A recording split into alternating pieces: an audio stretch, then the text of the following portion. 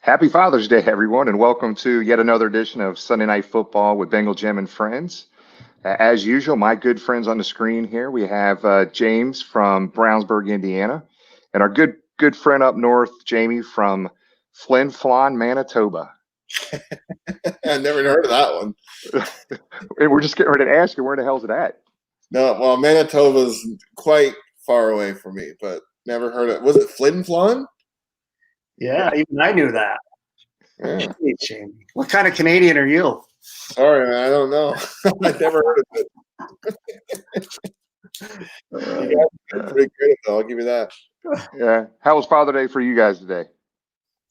I was good. Went fishing in the creek with a little guy, and it's rained here. It hasn't rained here in like 10 days, so we finally got some rain, which was good, and just a relaxing weekend. Nice. Yeah, so we have what we call Jamie Day here. So I'm a proud stepfather. So we've always called it Jamie Day. So we went to Walmart today and did some shopping. It was pretty much it. Just hung out in the yard, went for a swim, and just hanging out. So Good stuff. Good stuff. Well, welcome everybody again. Thanks for joining us on a special Father's Day edition of Bengal Jim and Friends here. So awesome lineup tonight. A lot of fun as usual. And again, guys, we do this live. All right. A lot of people will do these things and post them later. We're going to go live. You'll see all of our mistakes and everything. It doesn't matter. We're going to have fun with it all day. So the lineup tonight, we have an absolute Bengal legend, Ross Browner. The folks that were around in the late 70s and early 80s as Bengal fans will know exactly who Ross Browner is. And it'd be fun us revisiting some stories with Ross from his playing days. But the younger fans who didn't get a chance to see Ross play and know exactly who he is, this guy was an absolute college legend coming out of Notre Dame and an absolute beast for the Bengals. We're going to get into some great conversations with Ross. Also, fan of the week. We have a very special fan of the week this week from Oakland, California, Todd Paris. You're going to love this guy. A great story to share with you when he comes on air with us here later in the show. And a very short segment this week on the Bengals History 101, but it's a really cool little segment we'll have some fun with. And we'll finish with Question of the Week. And a Question of the Week is going to be centered around Father's Day. And we'll talk about that here at the end, but it's a really cool question of the week, really cool topic. I'm really looking forward to some interaction with everybody throughout the show tonight from 8 to 9. But that question of the week, I really want to hear some of the stories as it relates to the question of the week when we get to that point in the show. Also, a few things just to let everybody know. We have the Ken Anderson Alliance. There's a jersey over my left shoulder here that you see. It's an autographed 1970s era authentic Ken Anderson jersey, autographed, the whole 9 yards from Kenny. I posted something. I think we posted something late Thursday on this, and basically what we want to do in order to enter your name, this drawing is going to be next Sunday's show. Okay, it will be on next Sunday's show. We're going to be giving away this jersey. Get my pointer right here. In order to enter your name for that jersey, we're asking just to make a minimum donation to the Ken Anderson Alliance of $5. Any donation, minimum $5, gets you entered in for the drawing, and we're going to randomly draw this next Sunday. So awesome. just to give you an update, guys, and I think I talked to Jamie and James about this yesterday. I was at a Ken Anderson Alliance event fundraiser yesterday, and Kevin comes up to me, the president of the Alliance, the foundation, and he comes up to me and he pulls out his phone. So when you make a donation on the Ken Anderson Alliance, we want you to hashtag Bengal Jim in the comment section. It's the only way we're going to be able to track to see who is donating to put their name in for the jersey. But Kevin comes up to me and he's showing me his phone, the donation. He gets to see the backstage of the donation page, and he's just scrolling through dozens and dozens and dozens of Bengal fans that have made donations for this jersey. Like not even 2 full days of donations. We're almost at $800, guys. That's awesome. That's 800 American dollars. That's like $3,000 Canadian. That's huge. That's a lot of loonies. A lot of living. But no, that's as you said, Jimmy. That's impressive, and we appreciate every friend and family that donated. And we've said this many times. We like to have fun. We like to cheer on the Bengals and see our friends. But the donation thing is something we started, 3-4 years ago, and a big part of what we do of giving back. So been fortunate to help Kenny out, and this is another great example. And somebody next week is going to take home that jersey. Again, as Jimmy said, small donation, just hashtag Bengal Jim, so they know where it came from. And we appreciate everyone's support. Yeah, we'll be giving updates throughout the week. I think I asked Kevin just for an update, maybe Tuesday, Thursday, and really maybe Saturday, maybe going into Sunday show on where we're at. But I don't know exactly how many. It was dozens of people. I mean, it was just amazing to see all the diehard Bengal fans that are donating to the foundation at $5. There was more. There was a lot of people that did more than a $5 pop on some of their donation, which is a really cool thing. And it just gets to the heart of Bengal fans are awesome. Charity matters, guys. Helping out these charities, especially in this difficult time where they can't do their normal fundraising opportunities that they have, going meet and greets and those type of things. So, thanks again. Just remember, there'll be a link on our feed that you'll be able to see in the chat areas that you'll be able to click and actually make a donation to the foundation. Make sure the minimum donation $5 and hashtag Bengal Jim in your comments, and that'll get you registered, and we will do that drawing live next Sunday night on that episode of Sunday Night Football with Bengal Jim and Friends. And speaking of that, Jimmy, I know you took the bus down yesterday and Trish was there. Can you tell us a little bit about that event and what was going on? Yeah, so they had I forget the name of the event. I don't know if it was Autism Rocks. I think that's another event. But anyway, they had a live concert. They had 3 bands from 6:30 to 8:30 that were playing in Lot E. Lot E, for the folks that don't know, Lot E is the parking lot between the stadium and the river. And it's the lot that we tailgate. We tailgate in by the park down that way. So they had live bands playing, and it was a drive-in concert, basically. So there was about maybe 70 to 80 cars, and the cars came in and parked, and you had so many spots. If whatever you donated, you had so many spots you bought. So you could sit in your car to listen to it on the radio, roll the windows down and hear the concert, or get some chairs out and sit down. So the social distancing was there, the whole 9 yards. But 70, 80 cars were out there, and they did split the pot. So there was a bunch of cool things that they were doing yesterday as a fundraiser for the Ken Anderson Alliance. It was a really neat event. It was hotter than heck early, but when that sun started going down a little bit, it was a beautiful evening for the concert. It was a fun event. I'll be honest, if they do that again next year, we're going to get more word out about that early, and we're going to get a bunch of people to go down together, because that's a lot of fun. It was a lot of fun last night. Nice. Good deal. A lot of stuff. Also, we do have one more giveaway this evening. We are going to give away another Bengals inflatable helmet from Cooks. I think it's the last one that Cooks allotted for us. So we'll give that away at some point during the show today as well. Okay. So I know we're going to have Ross isn't in the room right now. No, Jamie? not yet. Okay. All right. So trying to figure out if we just want to go to Todd. Todd's here. God's already here. Yeah. Is here. So we'll let you do the intro, Jimmy, and then we'll bring him in. All right. You want to introduce him? Yeah, go ahead. So we're getting ready to pull up a video here. We have Todd Paris in our waiting room. Just bring him on. We'll just get him on and go with it. Todd, what's up, man? We get you on a little earlier than I told you, man. How you doing, buddy? That's all right. I'm ready. I'm ready for game time. So you did a good job with your backdrop there. I love the old school pumpkin head helmet back to with the black face mask. That is freaking awesome. Yes. Happy Father's Day to all of you guys. You as well. Absolutely. I got to tell you right off the bat, I'm a little nervous. Also a little gassy. So I may faint. I may hyperventilate. I don't know, but whatever it is, it'll be good for your show. Okay. We're going live, Todd. We're not. Yeah, this is going to be great. I can't wait for this. Whatever happens, happens.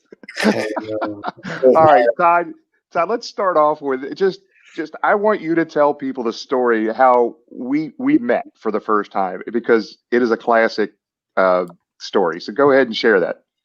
It's a classic, and it's almost unbelievable. So I've been a Bengal fan since 1975. Isaac Curtis was my favorite player. So I've been to Cincinnati in 1995.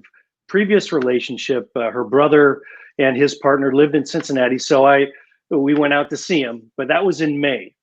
So in 2015, I turned 50. So as a treat to me, I wanted to go see the Bengals play in Cincinnati in Paul Brown Stadium, not Riverfront. So, and then I thought, okay, so I'm going to do this. My wife and I are going to go do this. My parents stayed with my family, with my girls, our two girls. And who would I want to see the Bengals play at home? The Steelers. So a couple of risks involved. Are the Bengals going to be any good that year? Doesn't matter. I'm going to do this regardless.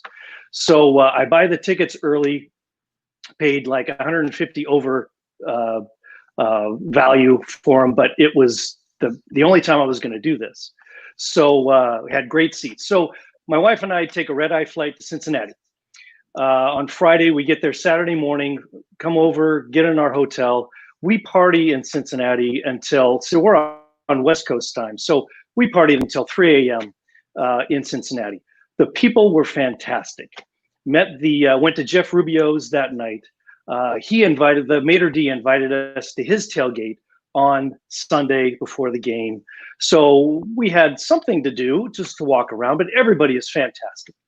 So Saturday or Sunday morning comes, and going to Cincinnati for me, being a Bengals fan is deeply personal and reflective. It's become bigger than me.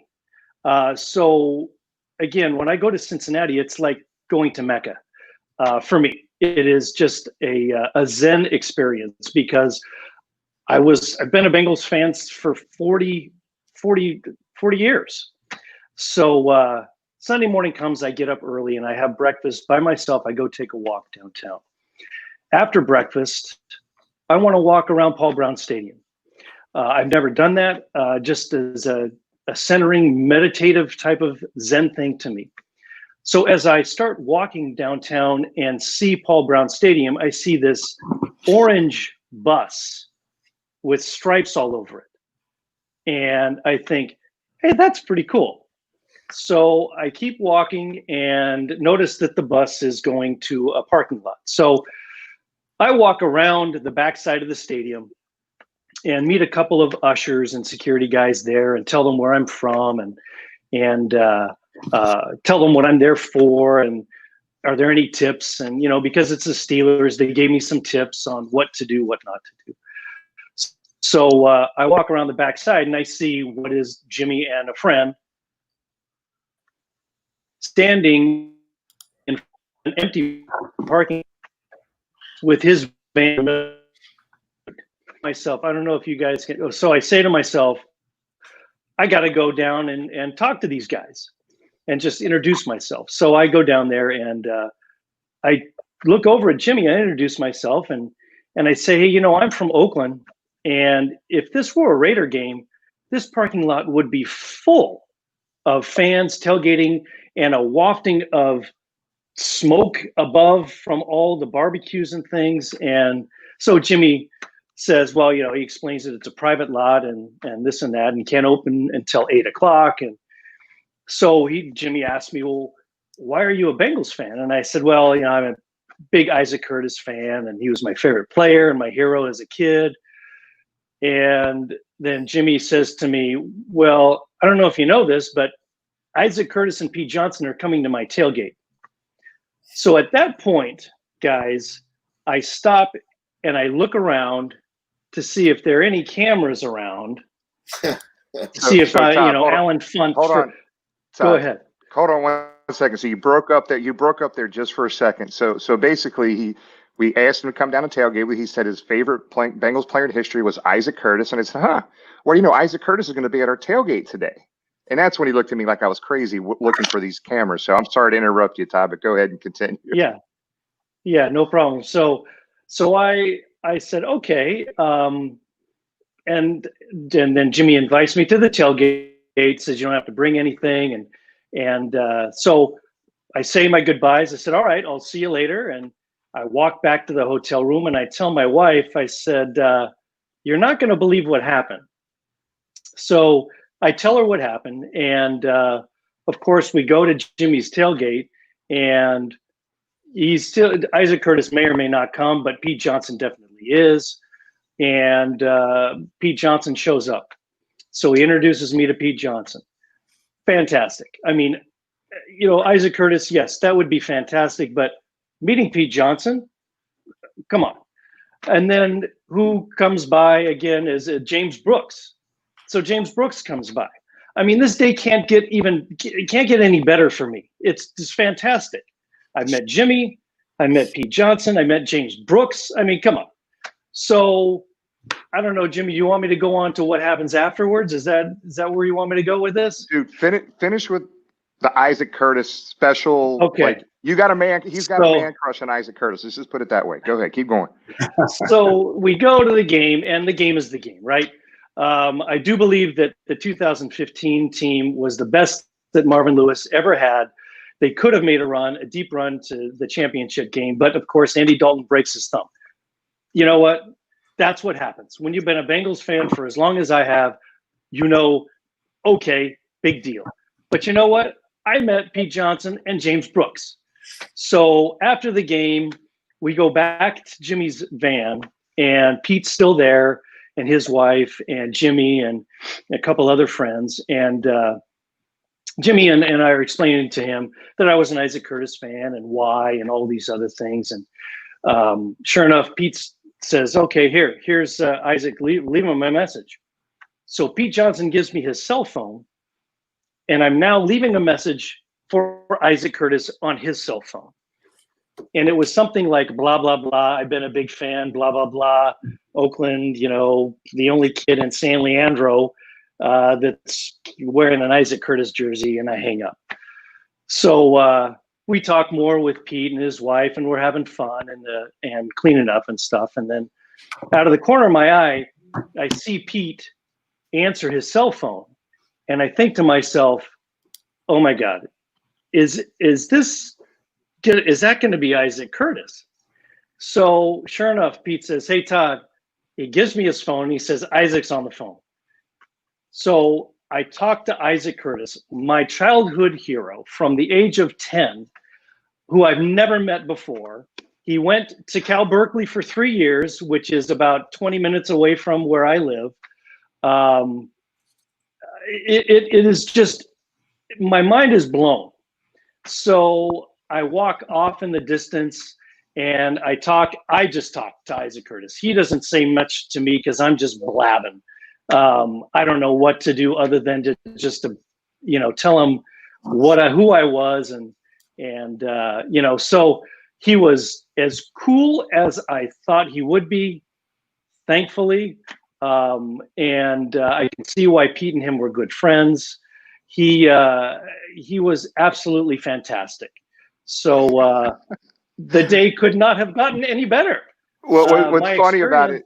Yeah, what's funny about it, guys, is that you hear his story, and he's a very good storyteller, kind of told all the details there. But what I wish I would have done, if I would have got a damn video of this, he was like a kid in a candy store. He was like jumping up and down on the phone, and just, it was so fun and cool to see. That morning, him walking around the stadium, running into me telling him Isaac Curtis was supposed to be there, and he wound up not showing up. But Pete Johnson got him on the phone, and Todd got to talk to him. And that was 2015, and Todd and his beautiful wife and his 2 little girls came into the Cincinnati this past year and tailgated with us again and went to the game. But Todd, it's again, just like we talk about, I don't think anybody on this screen, we would have never met without the Cincinnati Bengals, brother. And I'm glad that we had football. We're glad we have the Cincinnati Bengals, because if it wasn't for our Cincinnati Bengals, Todd, we would have never met, man. And I thought I had fun listening to that story. So.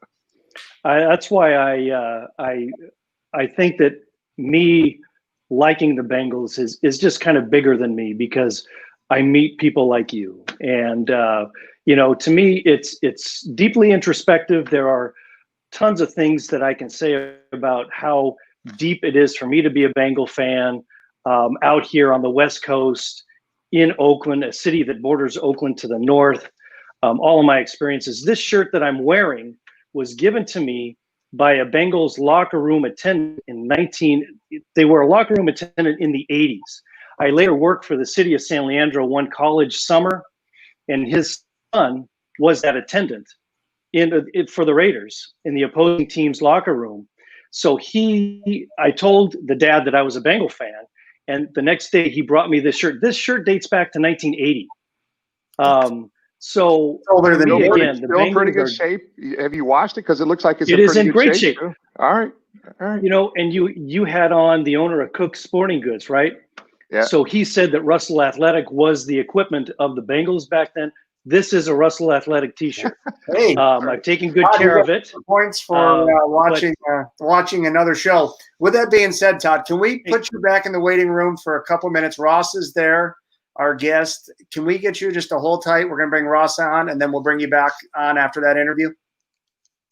Absolutely. He is more important than I am. Yes. All right, Jamie. Let's bring on Mr. Browner.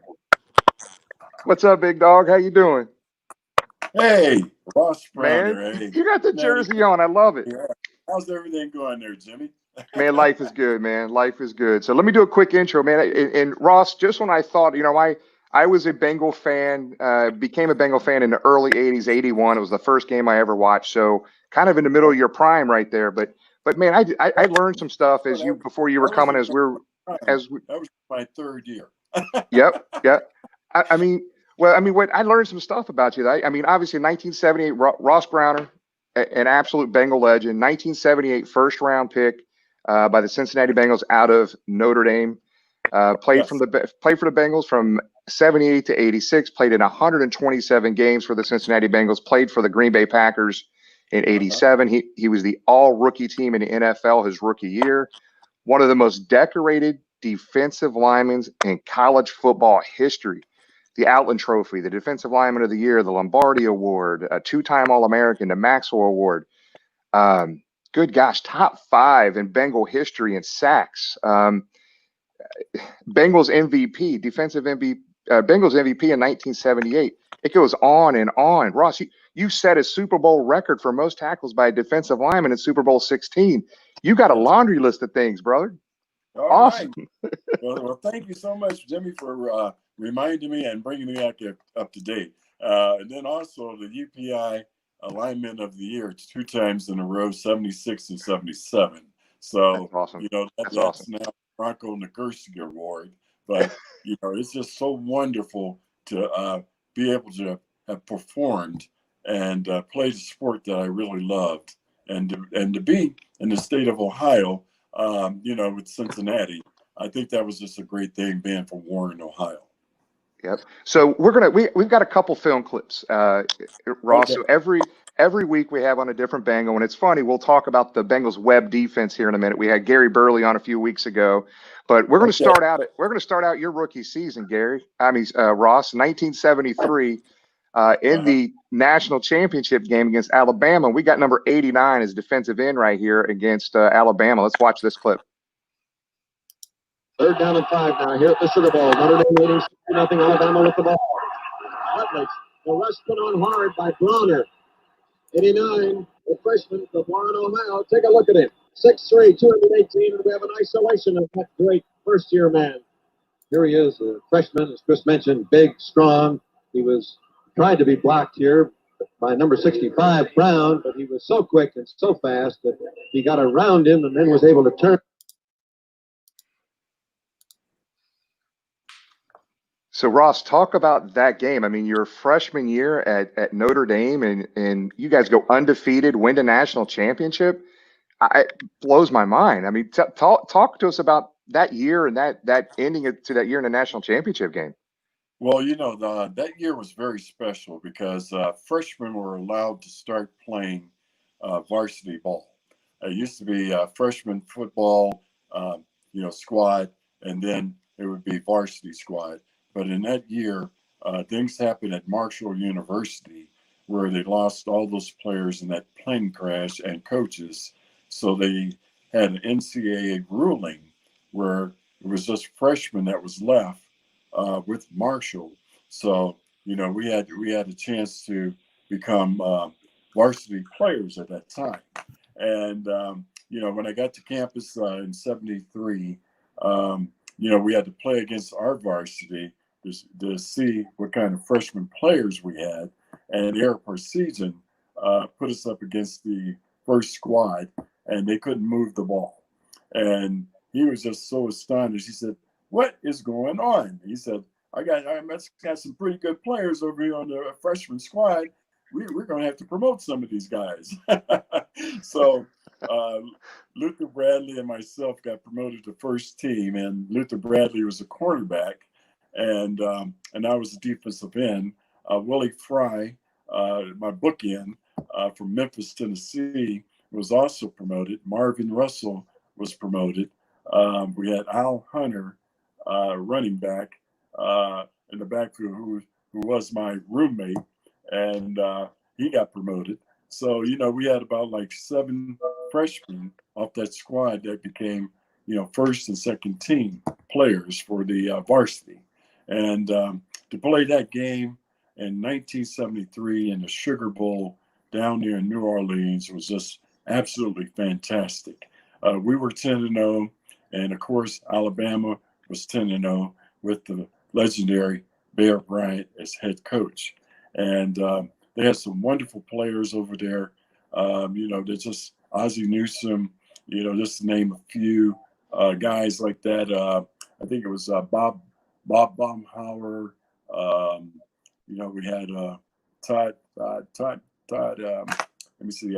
Who was the quarterback at that time? It was Todd Rutledge, and that's who we had to play against. And then they had Mike Shelby, a running back. So they had a very good first, well-designed offense and defense. So we were neck to neck. And boy, I tell you what, when Eric Parsegian said, "Go out there and play, guys. We're Notre Dame." I mean, we just flew out the locker room, and boy, that was history after that. You know what, Ross? You shared something again, I wasn't aware of. That tragedy in Marshall got you the opportunity to start that freshman year. I did not know that. That's very interesting stuff there. And the other thing that's interesting, wearing number 89 as a defensive end is just kind of is weird. But you guys upset Alabama 24-23 that day. So that was a big win for you guys. I'm sorry, James. Go ahead. Yeah, Ross, thank you for joining us. Very few people, or select few people, get to play in a national championship game as well as the Super Bowl. Can you talk about those two experiences? Is there, obviously, I would think the Super Bowl's at this level, maybe a little bit higher. Can you talk about the having the opportunity to play in both? To play in the Super Bowl as well. How did that compare to the national championship as far as intensity, all that? Oh well, the Super Bowl.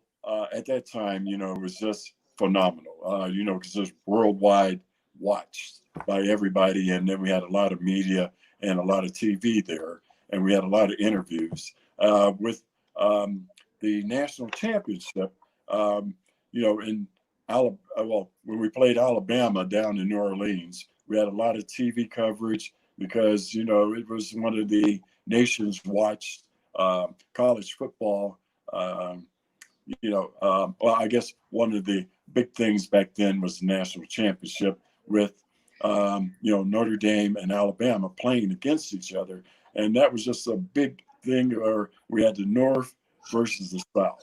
It was one of those type of things. It wasn't supposed to be like that, but it ended up like that.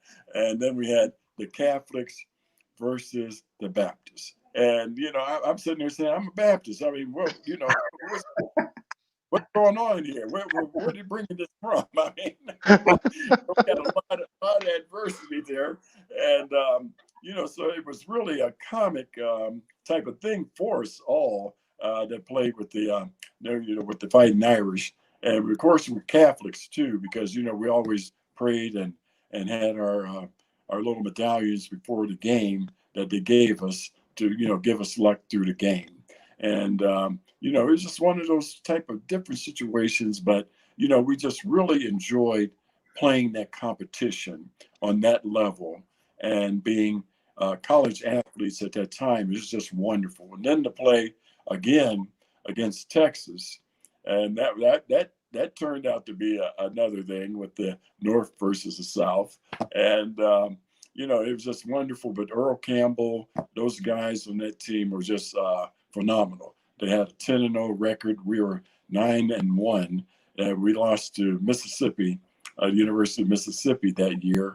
It was our second game, and we were faced with some really tough situation, being in the South and then being in that heat on turf. Mm-hmm. I mean, the old turf is totally different from the new turf. I mean, we had concrete and turf. I mean, so you can imagine how much heat was coming up from that turf that day. We had like 110 degrees, and we played at 1 o'clock in the afternoon.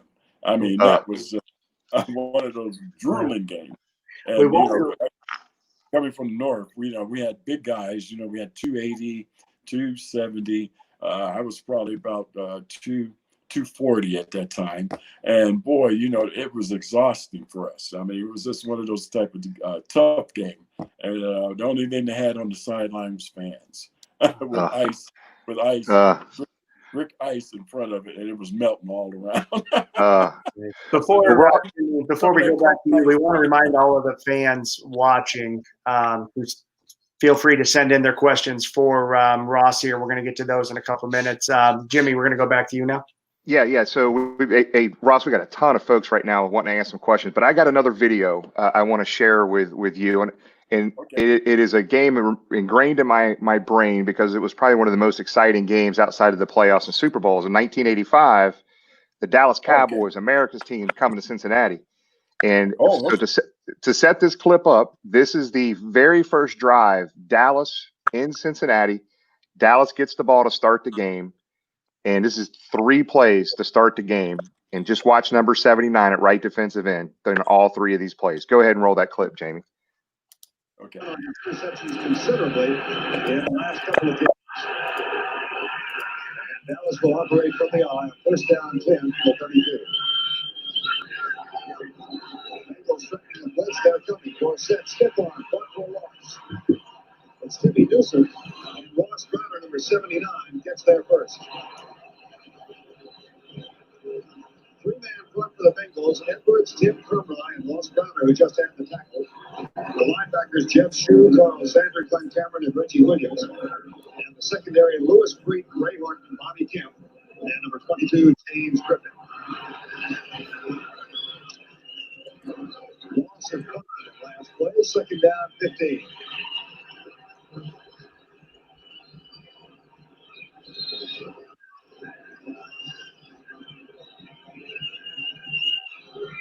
White audibly having some trouble getting his back set. Dorsett has his head taken off, and there's a fumble. White is back there and falls on at the 5. And Browner falls on him.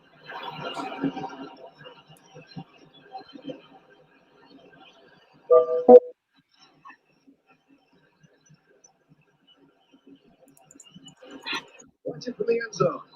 You're going to see Danny turns around and hits Petoni, and when he cuts back inside, Browner knocks the ball loose.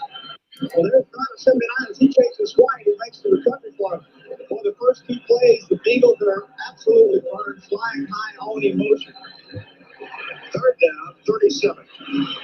This season, Dorsett has been fumbling an average of only once every 59 carries. Carl Poe comes in, and fans are on their feet. Third and 37.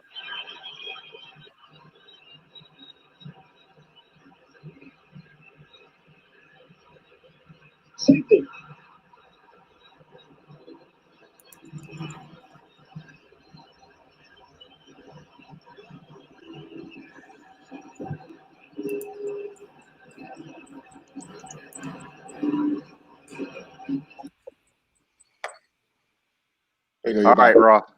All right, Ross.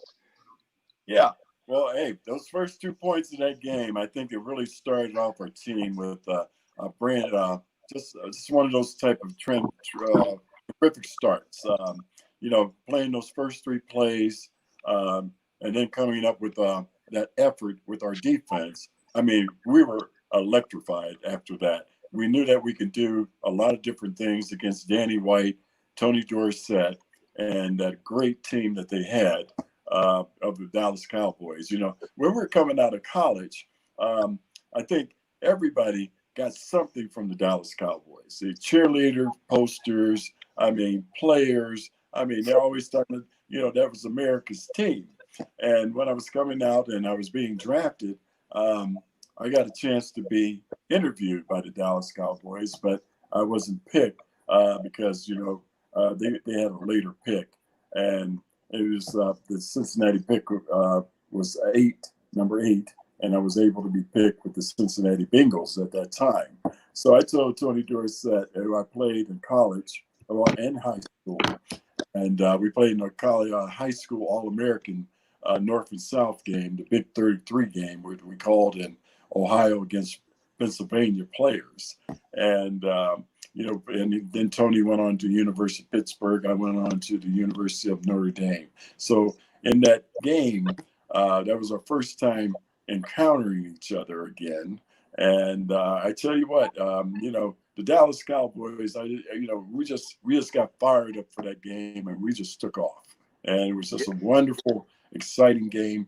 Reggie Williams, I mean, you know, Tim Krumrie, Eddie Edwards. I mean, we had a fantastic defense, and you know, we had, you know, some wonderful players that were playing for us. So, you know, we knew that we could probably get that job done. Ken Riley, I think, was still there with us, and you know, it was just a tremendous day for us.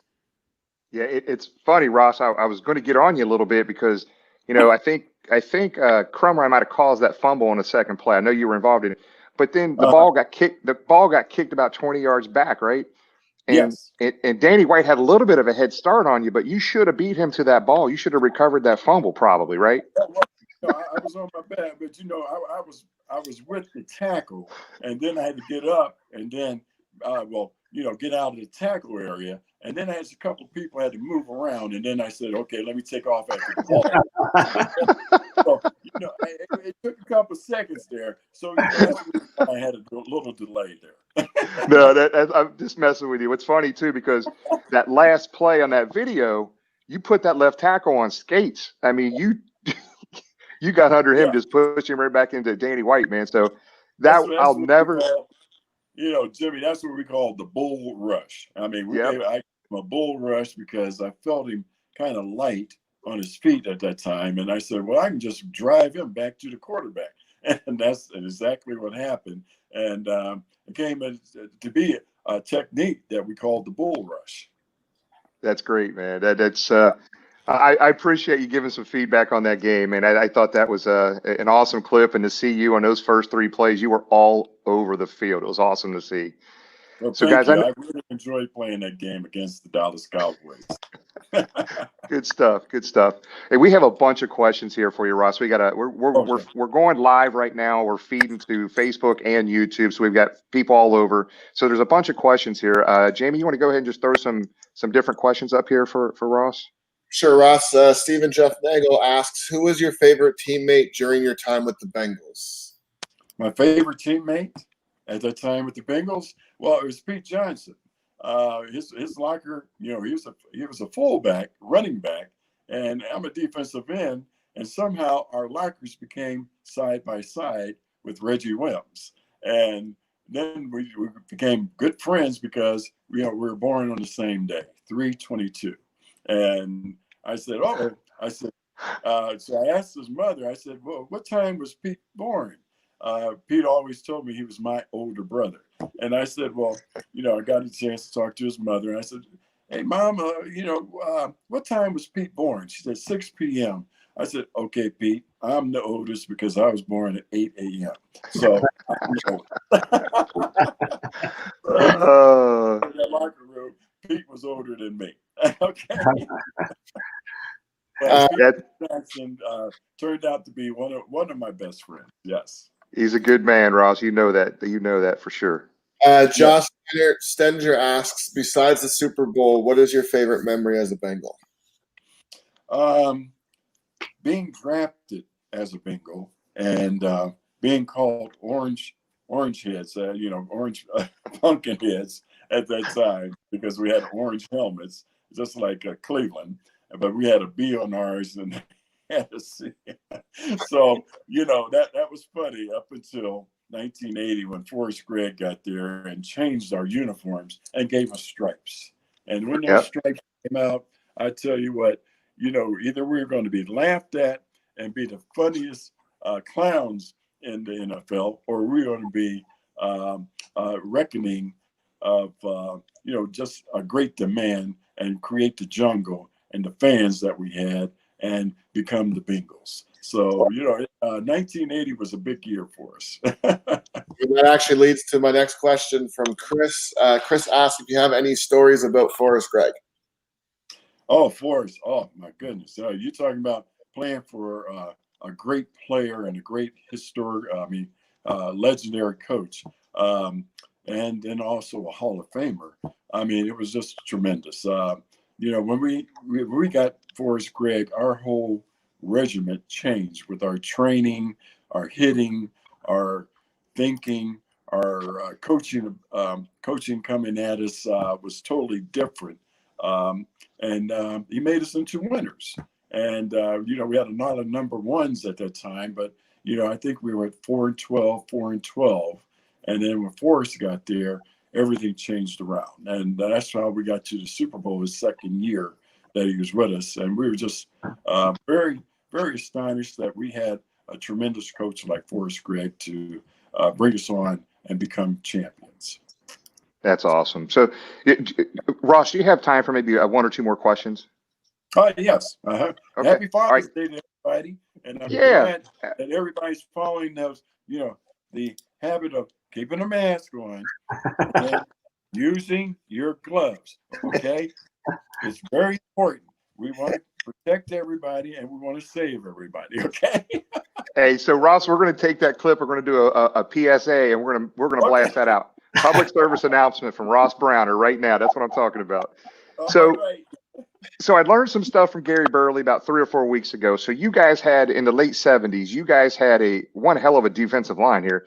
And in Cincinnati, they call it the web. You had Whitley, Edwards, Burley, and Browner. And you guys went to a 3-4 in 1980.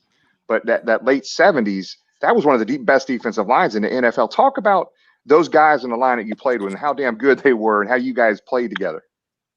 Well, it was a very close knit.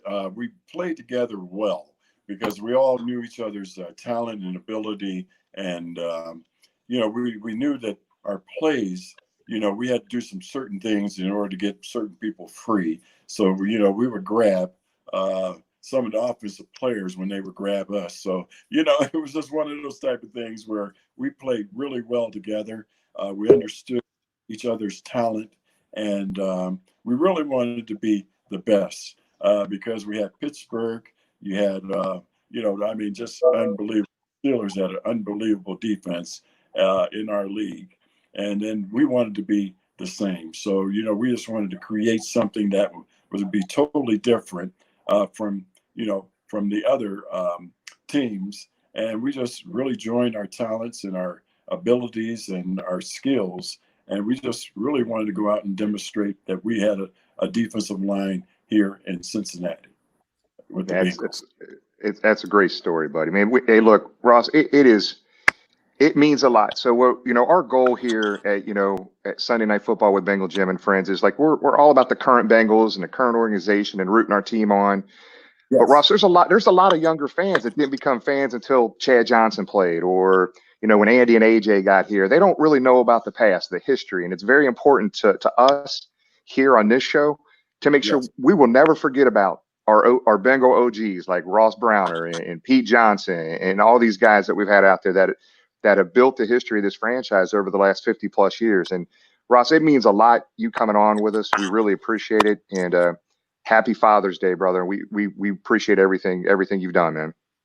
Well, thank you so much for having me. And for the old OGs, we really took pride in what we did. Every practice, every game that we played, we wanted to demonstrate that Cincinnati had a force. Cincinnati had a team.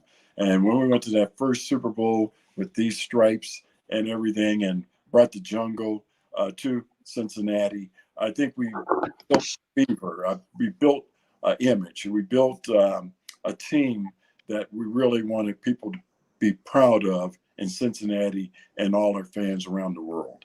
I mean, we were just so dedicated to playing for them, and we're so glad that we had a chance to play for you. And we thank you so much for remembering us. Thank you so much. Thanks, Ross. We appreciate you. Thank you. All right. Thank you. Appreciate everybody. Thank you, Rob. Happy Father's Day. Happy Father's Day, buddy. All right. Man, that was fun, man. That was great. And again, as I said, what an opportunity to play in a national championship and the Super Bowl. Again, I'd take one, but to be able to play in to both is quite an opportunity. And then to start as a freshman, to have the opportunity to do that and is impressive. And obviously the talent showed at the next level for what he did in a Bengals uniform. And that list of awards you read, Jimmy, I didn't think that was ever going to stop. That thing just kept going and going. Well, did you see what's funny? These guys are prideful, man. They busted their ass all these years to get where they were. I missed one. I think I missed like 2-time defensive lineman of the year or something like that. He made sure he got me right on that, man. So I would be doing the same damn thing, but I missed it. That's me. I had it on here. I just didn't read it. But I truly enjoy talking to these guys. Jamie, that's good stuff, buddy. Well, it's cool. You were saying how you were saying a lot of people don't, they came in later and don't know a lot of the history. One of the comments that came up from Michael when you played the Dallas video said, Ross, absolute beast.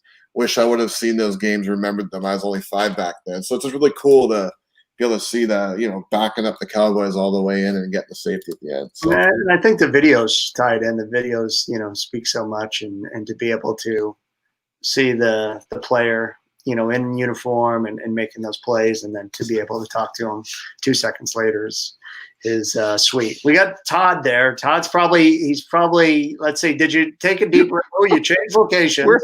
Where'd you I changed locations, yes, just to make sure that there were no gaps in what I was saying with the signal for the Wi-Fi. So, this is a mobile operation here.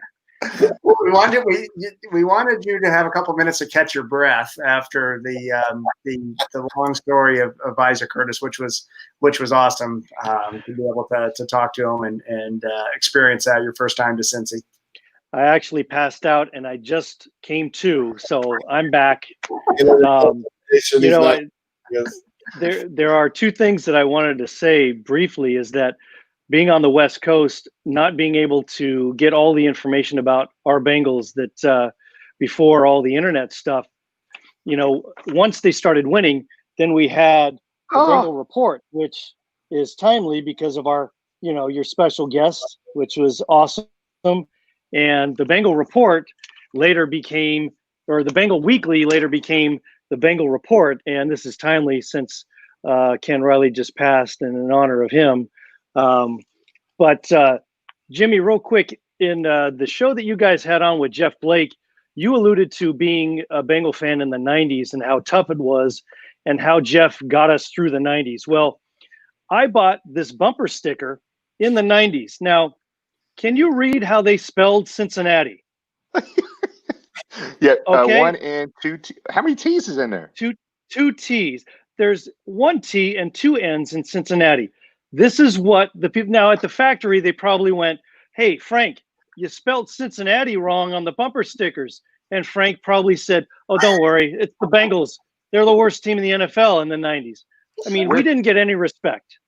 Where was that made? I want to see on the back of that sticker. Where was that made? I tell you, it doesn't have the official NFL logo on it, but this was made by Windcraft. So I've always kept it. I tell you, but it is so good to be a Bengals fan now. For those who don't appreciate, or I know all Bengal fans appreciate the Bengals, but for those of us that were Bengal fans in the 80s, the 90s especially, what the team has done in the last 20 years has been fantastic, because we are now a respectable franchise, and I definitely appreciate it. So yeah, that's great. I mean, if any Bengal fan that is watching that made it through the 90s, you're a special person. It was a hard time to get through the 90s, brother. Mm-hmm. So absolutely. Windcraft, they're legit. So, hate mail from Bengal Jim fans. They're going to get blasted. Just comical. That's great. That is too funny. Go contact us. There we go, guys. All right. So Todd, I did have one more question for you, buddy. So I think you became obviously an Isaac Curtis fan. You love that guy, but you said you attended a game. Your first Bengals game was when? In 1970, it was the Monday night game that you showed a highlight of Dave Lapham in last week's show. Yep. That's awesome. So you were in attendance. Were you wearing your Bengal stuff or what? You couldn't get any Bengals stuff back then in the 70s. You couldn't get what the players wear back then. So I don't know what the heck I wore, but it wasn't anything. I didn't have a Bengals T-shirt. The things that when we started to get Bengals stuff, there was a publication called Pro Football Weekly or Pro Football Digest, and in the back you could send away for stuff. But no, and usually when I went to the Raider games when they played the Bengals, because of the crowd, I didn't want to call attention to myself. So I usually wore black, which is one of our colors. But, I didn't want to get hassled or anything like that because, quite frankly, if you haven't experienced a Raider game in Oakland, you need to, but you can't anymore. It was just a rough crowd, especially in the 90s, where it's a lot of people were just really, really drunk. And so I just played it low key. Along those lines, Todd, I did have the opportunity to visit Oakland 10 years ago. Had a great experience. Nothing negative to say, except worst stadium in the NFL. With that being said, what is the pulse in the Bay Area now with the Raiders moving to Vegas? Is everybody staying on board with them? Are they jumping ship? The one thing I couldn't get over was how many fans flew up from LA on game day for the Raiders games, even when they moved to Oakland. So what is the pulse in the Bay Area about the Raiders right now?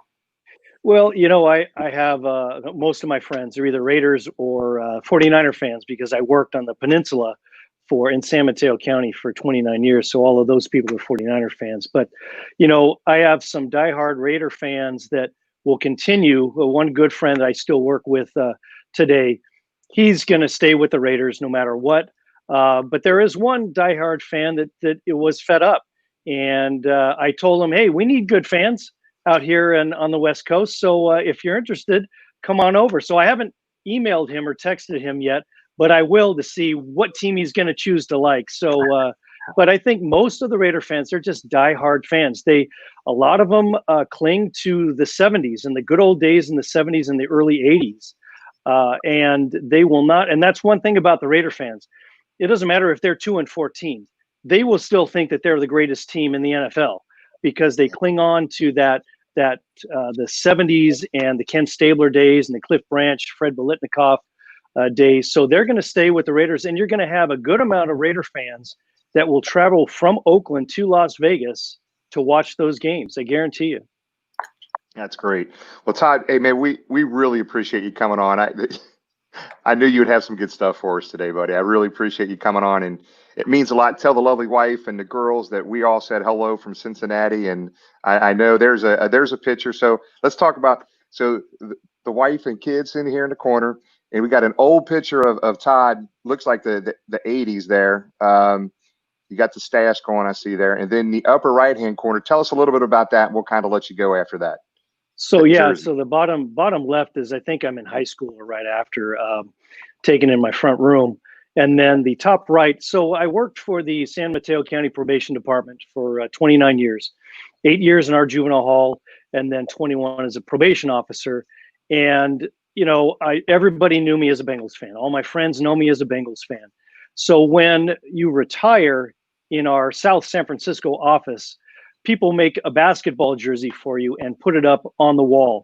So in honor of me, they made this special Bengals jersey honoring my years of service with the probation department. And I'm going to tell you guys, it is the best jersey in that office. So it was very special for them to do that for me. And it's still hanging there right now as we speak in South San Francisco, California. Nice. That's awesome. Todd, it means a lot, buddy. Hope you guys get back in town, this year or maybe even next year. But we really had enjoyed having you on the show today, buddy. I appreciate everything you guys are doing. Thank you very much for having me anytime. Yeah, you guys do a great job. So keep doing it. And thank you for having me. Appreciate Thanks, buddy. it. We'll see you. Who day, buddy? Cheers. Who day? Who day? Great dude, man. He's a funny dude. We're in Oakland, seen some stuff. Yeah. Yep. Ooh, can't imagine. Too funny. Can't imagine. Yeah. So before we get into we have a very short History 101 segment here, but I do want to kind of remind everybody for the Ken Anderson jersey over my left shoulder here, donating $5 minimum to the Ken Anderson Alliance, typing in hashtag Bengal Jim in the comments when you donate, will put you in for the drawing for the jersey that we will announce on next Sunday night show. We have a very special guest next week. I'm not going to make the official announcement until probably Tuesday, but just keep an eye out for that announcement, who's going to be on for that. So again, very, very easy to make donations here to Ken Anderson Alliance. Makes it very easy to do that. So we were already at $800 a couple days into this thing. So this has been very beneficial for the Alliance and us helping these guys out. So thanks everybody for participating in that. So next segment, History 101. So Paul Brown obviously was known as a significant innovator in the NFL. I mean, he was the first person to integrate his team with black football players. Film review, the face mask, made coaching a full-time job.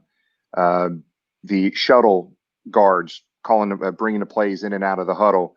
And what's interesting, he had a play that he used to run at Massillon High School when he coached in high school that he brought to the NFL. Here's 3 separate clips that we combined to show you that play. Bengals pulled out all the stops.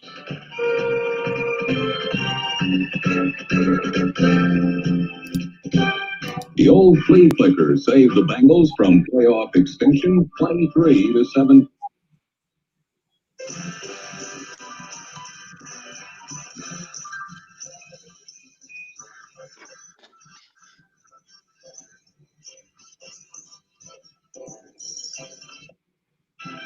Two years ago, the flea flicker play worked against Denver for a touchdown. Last Sunday, it worked again for 71 yards to Bruce Coslett, number 88.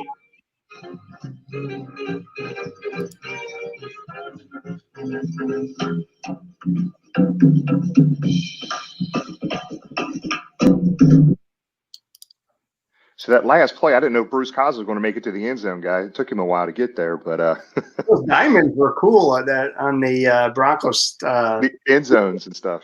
Yeah, that was pretty cool. Anyways, Very cool. So that play. So talking to Kenny Anderson gave us a little bit of information. So this is basically a text that Kenny sent us that we're putting up on the screen right now. So that play was called the triple pass. It was a staple of the offense. It was used all over the damn field. If you see in one of those clips, I think it was the Redskins in 1968 or 69, whatever year that was, they ran that play out of their own end zone. So Kenny said they used that play all over the field. And there would always be a couple running plays they would run to set up that particular triple pass play that Paul Brown would call. And Kenny, had no idea this was the case here. Kenny called that play was 28 Grace. That was the run play that they used to set up the triple pass. So I thought that was a really cool thing. I've seen that play so many times in all the old film clips that we had. But that play, and I looked all week to try to find out what they called in Massillon, Ohio at the high school, is where Paul Brown put that play in. And the folks in Massillon have a name for that play other than triple pass. I could not find out what it was. At some point, we'll find out what that was and we'll share with everybody. But it is kind of interesting. You know, Otto Graham from the old Cleveland Browns, those championships in Cleveland, ran that same damn play as well. But it's really cool to kind of see. We've seen Virgil Carter run that play in that clip, I think, maybe two of those plays. And you had Kenny Anderson run that first play. And Paul Brown would use that at any point in the game, anywhere on the field. So I just thought that was cool to kind of see that play and where it came from Massillon High School all the way to Cincinnati. And Kenny said it was a staple of that offense for years, as long as Paul Brown was involved with it. That's a ballsy play call in your own end zone. yeah, yeah. Yeah, because you need some room to go back there in case you got to elude a defender. Yeah, A lot of room for error. Yeah, it's just really neat, man. So the triple pass, if you ever watch the old game clips that we put on our social media sites, when you see it, that's what that play is, the triple pass. And, when Bill Walsh was here in Cincinnati with Paul Brown, before he left to go to San Francisco, he also took that play with him to San Francisco and had that in the playbook in San Francisco as well. So cool stuff. We always talk about our fans being interactive. If you can find what the name of that play was called at what's the name of the high school, Jimmy? Massillon High School. Massillon High School. Then you get extra brownie points and 2 extra beers at the next tailgate. That's right. Well, that was it for the history segment here for it. But I know it was kind of a brief one, but I wanted to at least share that play because there's so many Bengal fans I've talked to, and they say, "What are you talking about? I never heard of that." Well, there it is, guys. There's the triple pass, Paul Brown's triple pass from Massillon, Ohio to Cincinnati, Ohio. So really cool stuff. And then to have Kenny add in the fact of what that run play was called leading up to it, was some cool extra info that we probably would have. Yeah. Very cool. All right, question of the week time. Question of the week time. Yes, thank you. Where are we here? All right, we have a giveaway. We have a giveaway too, James. We got to figure out here before we get off on this segment right here. That's what the giveaway is. You tell us, the person that can research what that play was called in Massillon High School gets the giveaway. There's no way they're going to get it before we get off air, but let's go ahead and do it. All right. Never doubt the power of Google. That's right. Dude, I've been on Google all week. I've been on Google and phoned to my buddies in Massillon all week trying to find it. We'll give it away next week if we have to. The question of the week this week, guys: what is your favorite memory with your dad watching the Bengals? And excuse Jamie's Canadian spelling of favorite. See, I wasn't sure. It actually auto-corrected me, and I'm like, no, that's international show here we have. So let's see here. We'll wait for some comments to come. So in the comments, guys, when you're watching the show live here, question of the week: what is your favorite memory with your dad watching the Bengals? Jimmy and James, what about you guys? James, you go first, bud. My dad wasn't around to watch the Bengals when I was a fan, so I don't have much to contribute in this department.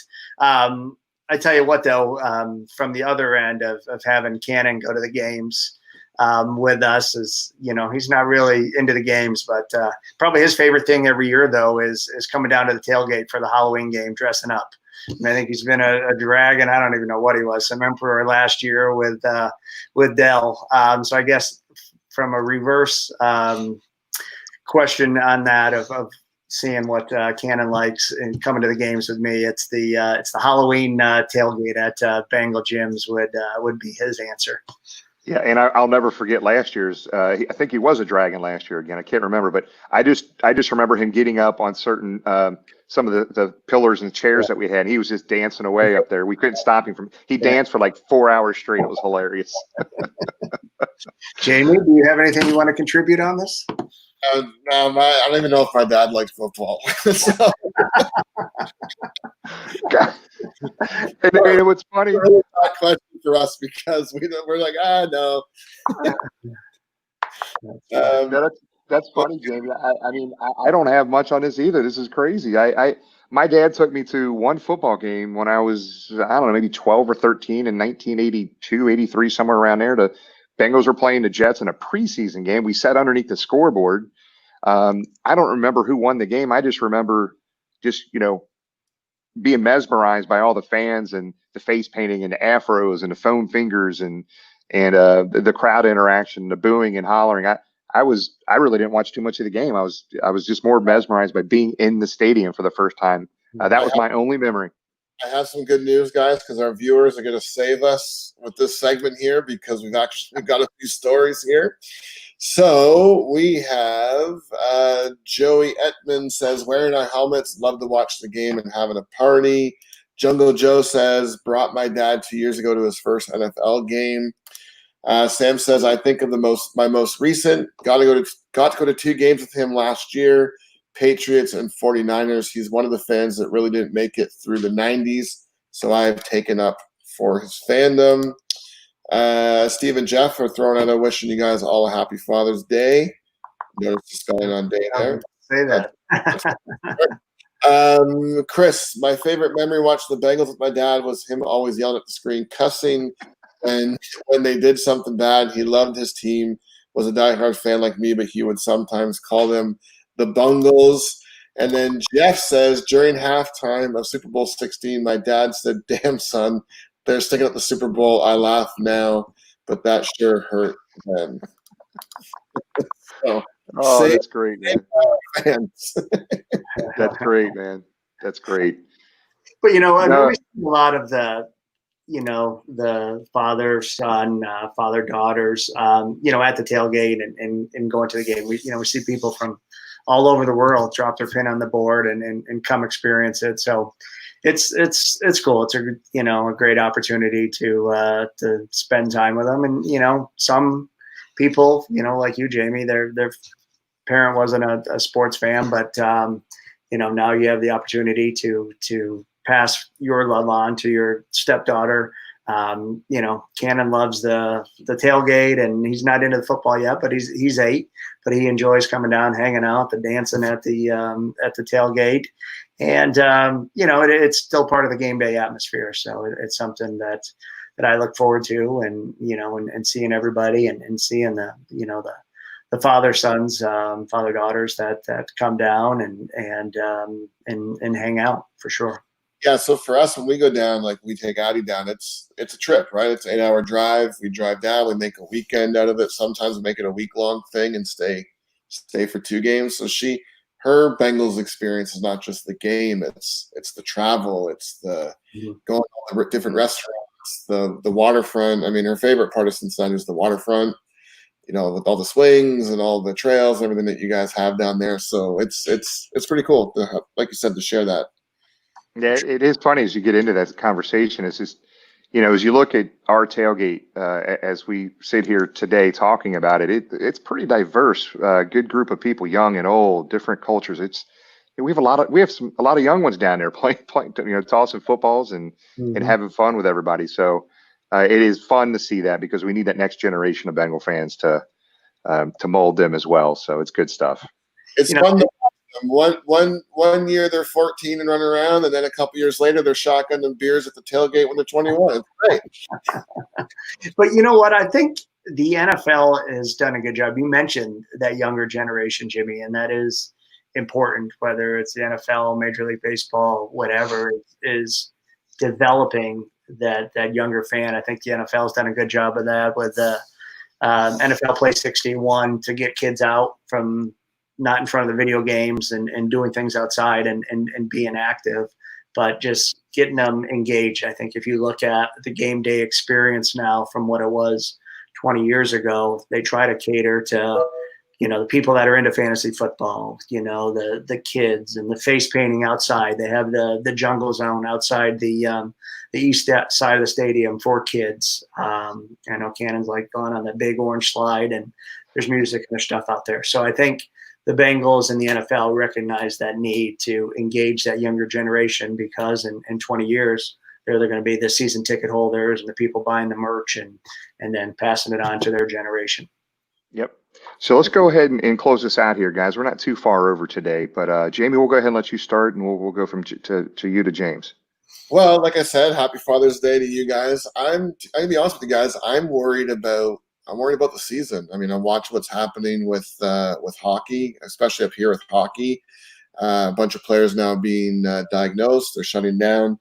Baseball now just closed a bunch of the spring training camps because they started back up, and then people are getting sick. So I'm a little worried about the season. My fingers are crossed. I want nothing more than to come down for the home opener, party with you guys. I felt like I haven't seen you for a year. It's pretty much almost been a year since I've seen you guys in person, but I'm hoping. I mean, September's still quite a way away, but fingers crossed. We're with you, buddy. We're with you. Positive in this, and certainly there's been an uptick. And again, as Jamie said, happy Father's Day, and hopefully everybody had a great day with their loved ones if they're close by. If not, that you picked up the phone. But obviously what we're dealing with is serious. But I think the one thing to keep in mind is these NFL athletes are superhuman. I mean, they are specimens that are chiseled out of rock, and people are going to have it, but I don't think you're going to see these world-class athletes, get sick. I think it's something that we need to, not to go on a political statement, let's keep the elderly and those with a weakened immune system safe. But I think,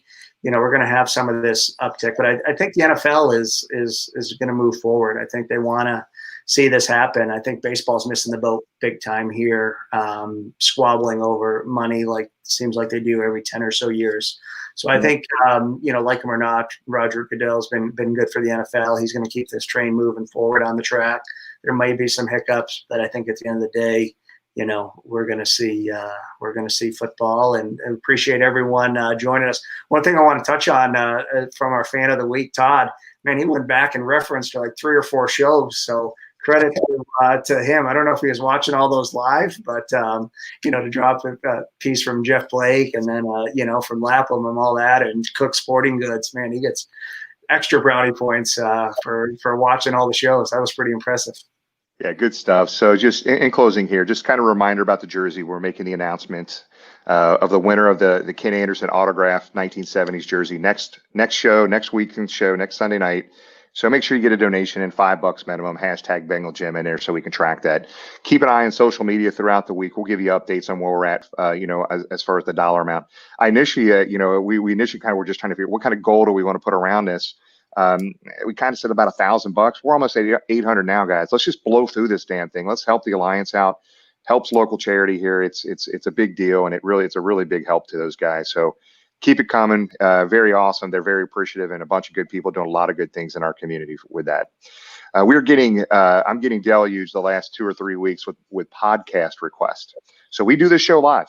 Okay. So you're not going to say this isn't going to go smooth all the time. We don't care. You're going to see all of our blemishes. We're going to have fun. James was saying we're on cutting edge of the stuff. We're just going live. You can see these shows recorded, obviously, on YouTube or Facebook. But we are looking into maybe putting all of our shows on a podcast, so you can be in the car and listen to these shows as well. So keep an eye on that. We're going to be working on that here and get that up and running for everybody. The online shop that I told you, I'm sorry, I thought it was going to be up and running. It is on me. It's almost done. So you're gonna see something this week for sure. So the online shop, I know we're getting requests for koozies and shirts and some other stuff. So that shop will be up and running this week. Keep an eye on social media for that as well. Would like to thank our guest, Ross Browner. Just totally awesome. Love talking to these guys. It's just fun, and I learn something new all the time talking to these guys. Todd from Oakland, California, our Bengal Jim fan of the week. Just a really, really cool guy. Love the guy and his family. Just awesome people. And guys, we want to thank you, the Bengals fans, for being part of this. Again, like we say every week, we're just fans, just like you guys. We're no better than anybody. So we want to make sure we bring something to the table that you guys can engage in and be part of. We appreciate everybody that's watching and listening and going back watching these shows after the fact. And we appreciate you guys. Happy Father's Day to everybody. Hoo day, and we will see you guys next week. See you guys.